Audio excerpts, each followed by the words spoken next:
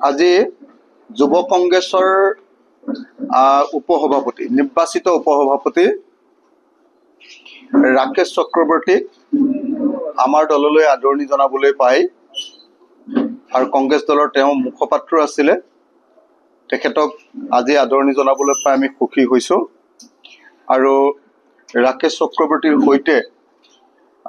যথেষ্ট সংখ্যক কংগ্ৰেছ আৰু বিজেপিৰ সদস্যই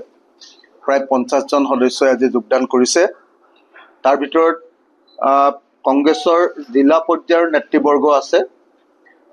ইউথ কংগ্ৰেছৰ ডিষ্ট্ৰিক্টৰ সেক্ৰেটাৰী আছে গোৱালপাৰা ডিষ্ট্ৰিক্টৰ জেনেৰেল সেক্ৰেটাৰী আছে এনেকে আৰু পেৰেণ্ট কংগ্ৰেছৰো মূল কংগ্ৰেছৰো বিষয়ববীয়া আছে তো আজি আমি ৰাইজৰ দললৈ ৰাকেশ চক্ৰৱৰ্তী আৰু তেওঁৰ সকলো বন্ধুক আমাৰ দললৈ আদৰণি জনাইছোঁ তেখেতসকলক অকল আমি আমাৰ হালধীয়া গামোচা পিন্ধাই আদৰণি জনোৱা নাই লগতে আজিয়ে মেম্বাৰশ্বিপ তেওঁলোকক দি দিছোঁ আমি আৰু আশা কৰিম যে আগন্তুক সময়খিনিত ৰাকেশ চক্ৰৱৰ্তী আৰু তেওঁৰ টীমটোৱে আমাৰ দলৰ ৰাইজৰ দলৰ নীতি আদৰ্শৰ প্ৰতি তেখেতে আস্থাশীল হৈ